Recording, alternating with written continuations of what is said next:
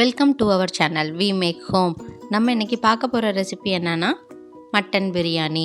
இதை நம்ம எப்படி பண்ணுறதுன்னு பார்க்கலாம். 1/2 kg மட்டன்,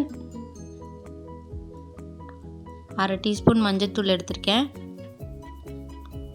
1 டீஸ்பூன் மிளகாத்தூள், 1/2 டீஸ்பூன் மல்லித்தூள்,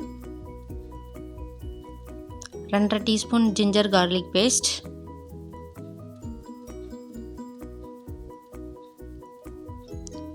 கொஞ்சோண்டு நறுக்கின புதினா இலை, கொஞ்சம் நறுக்கின மல்லி இலை, 2 பச்சை மிளகா,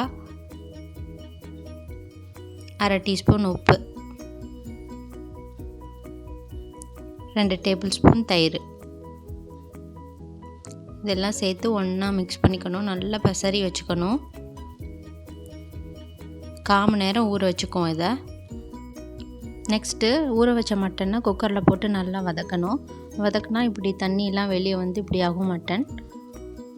நல்லா தண்ணியெல்லாம் வெளியே வந்துச்சு. நான் 1 கப் தண்ணி இதில் ஆட் பண்ணிவிட்டு குக்கரை மூடி போட்டு விசில் போட்டுற வேண்டியதான். ஹை ஃப்ளேமில் வச்சு ஒரு விசில் விட்டுட்டு மீதி 4 to 5 விசில் வந்து மீடியம் ஃப்ளேமில் வச்சு விடணும். அப்போ தான் கறி நல்லா வெந்திருக்கும்.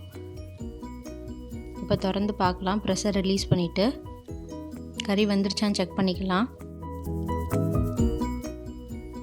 கறி வெந்துருச்சு.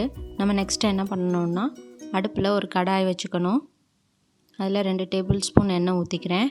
அடுத்து 2 டேபிள் ஸ்பூன் பட்டர் போட்டுக்கிறேன். 8 ஏலக்காய்,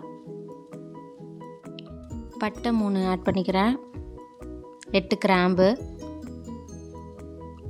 அது நல்லா 1 டைம் பொரிய விட்டுக்கணும்.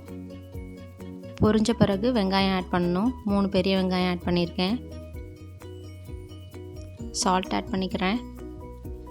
2 பச்சை மிளகா, கொஞ்சோண்டு புதினா, கொஞ்சம் மல்லி இலை, எல்லாத்தையும் சேர்த்து 1 டைம் மிக்ஸ் பண்ணிவிட்டு 3 டேபிள் ஸ்பூன் இஞ்சி பூண்டு விழுது,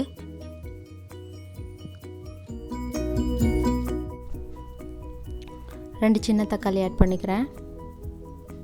1 டீஸ்பூன் மிளகாத்தூள், 1/4 டீஸ்பூன் மஞ்சள் தூள், 1 டீஸ்பூன் மல்லித்தூள். 1 டைம் நல்லா மிக்ஸ் பண்ணி விட்டுக்கலாம். இதை இப்போ வேக வச்ச கறியை இதோட ஆட் பண்ணிடலாம். இப்போ எல்லாம் ஒன்றா மிக்ஸ் பண்ணிவிட்டு மூடி போட்டு வேக வச்சிடலாம்.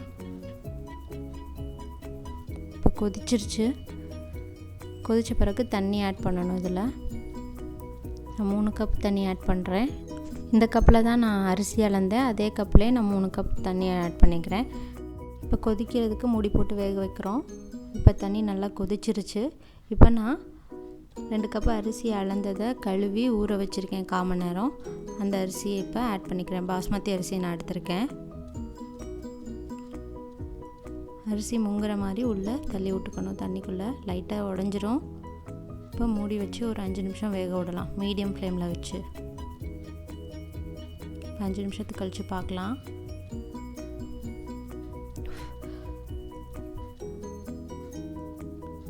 ஒரு மிக்ஸ் பண்ணி விட்டுக்கலாம். அடி எதுவும் பிடிக்கல.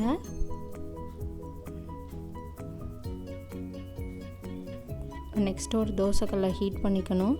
ஹீட் பண்ணிவிட்டு அது மேலே பிரியாணி பாத்திரத்தை வைக்கணும். ஒரு 7 to 10 நிமிஷம் லோ ஃப்ளேமில் வச்சு அதை ஹீட் பண்ணணும். இப்போ ஓப்பன் பண்ணி பார்க்கலாம். பிரியாணி நல்லா வெந்திருக்கு. நல்லா உதிரியாகவும் இருக்குது. சுவையான மட்டன் பிரியாணி ரெடி.